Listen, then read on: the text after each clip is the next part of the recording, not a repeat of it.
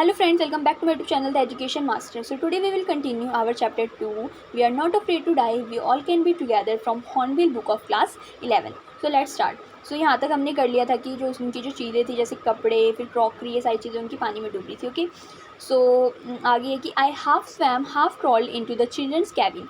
तो जो नरेटर है वो कहते हैं कि मैं आधा तैरता हुआ और आधा रेंगता हुआ कहाँ तक पहुँचा, चिल्ड्रंस की कैबिन तक पहुँचा. Are you all right I asked. तो उसने पूछा कि क्या तुम ठीक हो. Yes the answer from an upper bunk. तो उन्होंने क्या बोला, हाँ हम ठीक हैं. कहाँ से बोला, अपर बंक. अपर बंक मीन्स होता है जैसे कि आपने हॉस्टल्स में देखे होंगे कि बेड होते हैं ना, वहाँ पर एक नीचे होता है फिर उससे ऊपर बेड होता है उससे ऊपर, है ना. तो उन्होंने कहाँ से जवाब दिया, अपर बंक मतलब सबसे ऊपर वाला था वहाँ पर वो बैठे हुए थे. वहाँ से उन्होंने बोला कि हाँ हम ठीक हैं. But my head hurts a bit said Sue pointing to a big bump above her eyes. So जो सुजैन थी मतलब जो स्यू थी उसने क्या बोला कि मेरा जो सर है वो थोड़ा सा दुख रहा है. और कहाँ पर उसने अपना पॉइंट करते हुए दिखाया कि क्योंकि जो उसका सर था वो थोड़ा सा सूजा हुआ था. ठीक है, उसके सर के उसकी आइज़ की जस्ट ऊपर थोड़ा सा बम्प हो रखा था, मतलब सूजा हुआ था उसका सर. ठीक है. I had no time to worry about bump heads. तो जो नरेटर है वो फिर कहते हैं कि मेरे पास इतना टाइम नहीं था उस टाइम पे कि मैं किसी की सूजन या छोटी मोटी चोट देखने के लिए वहाँ पर रुकूँ. अभी जो उसका जो मेन मोटिव था वो क्या था लेखक का, कि सबकी जान बचे और सब सही सलामत रहें. Okay. After finding a hammer screws and canvas I struggle back on deck. तो जो लेखक था जो नरेटर था उसने क्या करा, फिर वो हैमर लेकर आया, स्क्रूज लेकर आया, कैनवस मतलब होता है थिक जो क्लोथ है ना उसको बोलते हैं कैनवस. ठीक है, तो वो लेकर आया और फिर वो कहाँ पे चला गया, डेक की तरफ चला गया. With the starboard side burst open we were taking water with each wave that broke over us. तो उनकी जो स्टारबोर्ड साइड थी मतलब जो बोट की जो राइट हैंड साइड होती है वो उनकी टूट चुकी थी, है ना, अंदर की तरफ वो धंस चुकी थी, है ना. तो उसकी वजह से जो भी कोई भी वेव आ रही थी उसके साथ साथ कई सारा पानी उनकी बोट में आ जा रहा था. If I couldn't make some repairs we would surely sink. तो नरेटर अब क्या कहते हैं कि अगर मैंने जल्द से जल्द कुछ रिपेयरिंग नहीं करी तो हम पक्का डूब जाएंगे. Okay.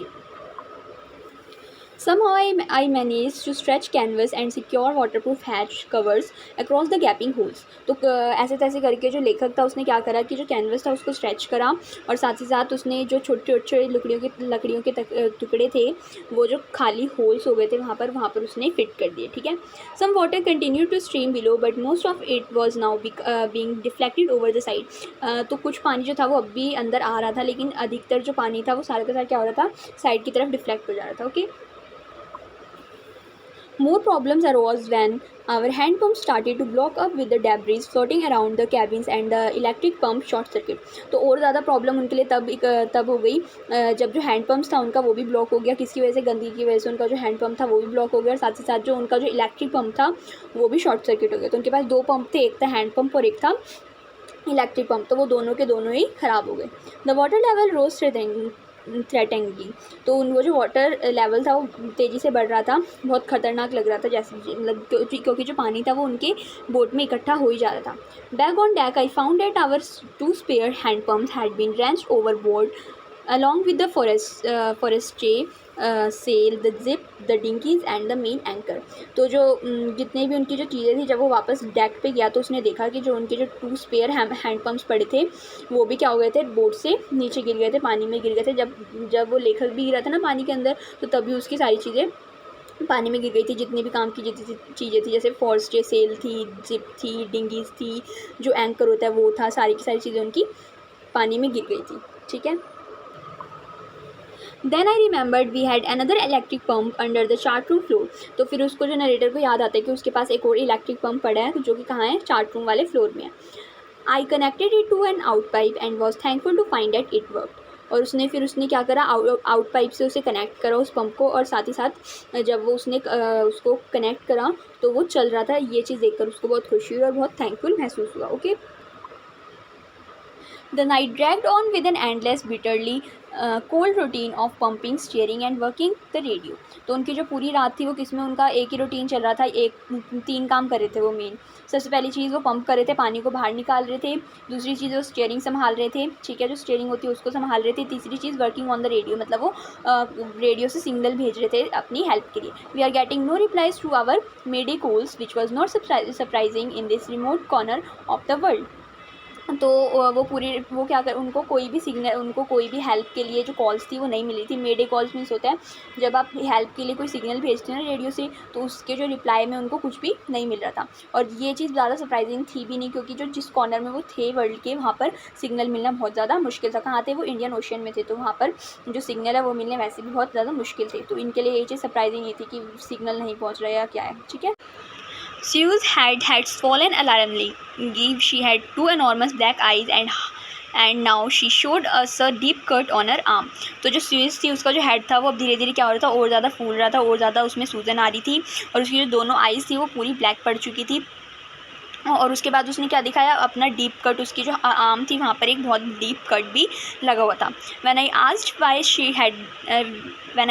why she hadn't made more of her injuries before this, she replied, I didn't want to worry you when you were trying to save us all. तो वो क्या कहती है, तो जब नरेटर उससे पूछता है कि तुमने अपनी इंजरीज़ के बारे में मेरे को पहले क्यों नहीं बताया, तो वो क्या रिप्लाई करती है कि पिताजी मैं आपको परेशान नहीं करना चाहती थी जब आप हम सबको सेव करने में लगे हुए थे। ओके, सो आप देख सकते हैं कितनी ज़्यादा वो थी, वो इंटेलिजेंट थी और कितनी ज़्यादा समझदार थी कि उसने वो मतलब इतने छोटे छोटे, एक था 6 साल, एक ये 6 साल आई थिंक 7 ईयर्स की थी, और जो लड़का था वो कितने का था, 6 ईयर्स का। सो वो कितने समझदार बच्चे थे कि वो उनके साथ ट्रैवल भी कर रहे थे और साथ ही साथ अपने मम्मी पापा का ध्यान भी रख रहे थे कि उनको कोई टेंशन ना हो, और उनके पूरे साथ चल रहे थे। आगे ये जो आपको ये जो टाइटल नहीं दे रखा, we are not afraid to die if we all can be together, ये किसने बोला है ये भी मैं आपको बता दूँ कि ये जो टाइटल है, ये जो लाइन थी किसने बोली थी, उस लड़के ने, जो 6 साल का लड़का है ना, उसने ये बोली थी अगर हम सारे साथ में होंगे तो हमें मरने से भी डर नहीं लगता। ये चीज़ मैंने आपको पहले बता दी, तो इससे हमें ये पता चलता है कि उन बच्चों में कितना ज़्यादा पेशेंस था और कितनी हिम्मत थी। Okay, By morning on January 3, the pumps had the water level sufficiently under control for us to take 2 hours rest in rotation.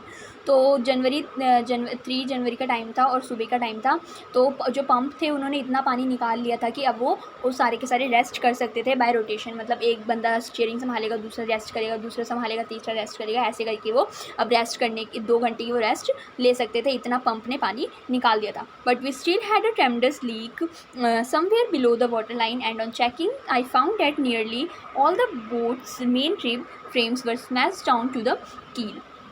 तो अभी भी कुछ ना कुछ कोई तो ऐसा लीक हो रहा था उनके बोट पे, जिसकी वजह से पानी अंदर अभी भी आ रहा था। तो जब उन्होंने चेक करा तो उन्होंने क्या देखा कि जो उनकी जो बोट है उसका जो मेन रिब फ्रेम्स हैं वो पूरी तरीके से टूट चुके हैं कील तक।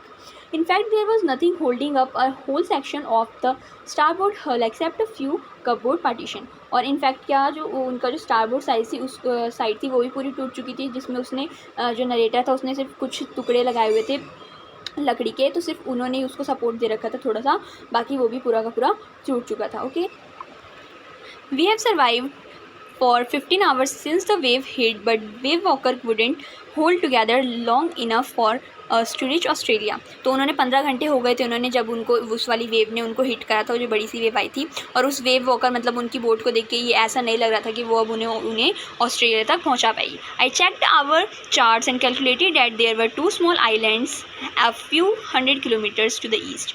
तो उसके बाद जो नरेटर था उसने क्या करा, उसने चेक करा अपने जितने भी चार्ट्स थे उनको चेक करा और कैलकुलेट करके उसको ये पता लगा कि यहाँ पर आसपास यहाँ पर 100 किलोमीटर ईस्ट की तरफ जब हम चलेंगे तो हमारे पास 2 आइलैंड, स्मॉल आइलैंड्स हमें मिलेंगे।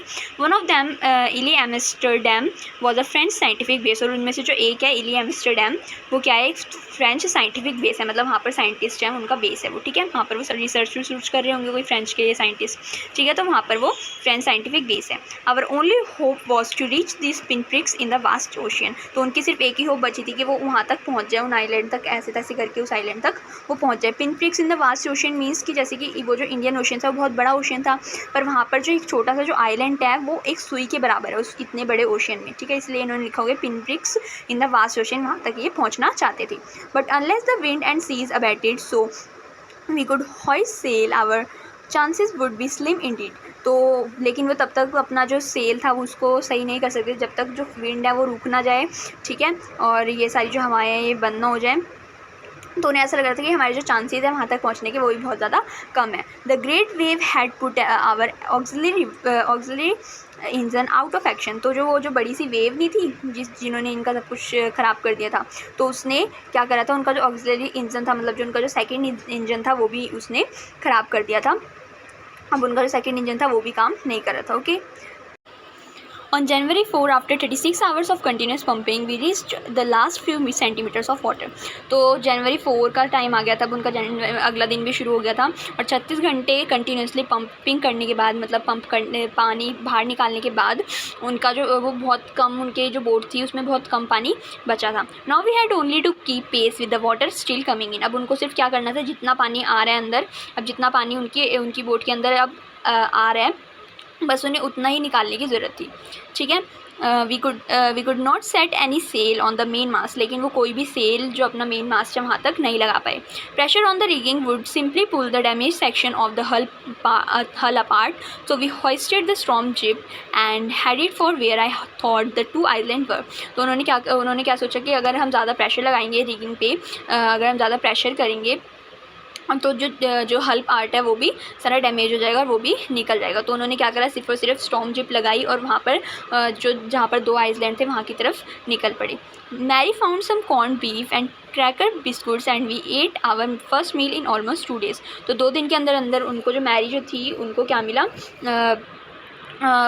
कुछ जो कॉर्न बीफ होते हैं वो मिले और क्रैकर बिस्कुट्स मिले. तो उन्होंने अपने 2 दिन के अंदर पहला खाना उन्होंने अब खाया. ओके.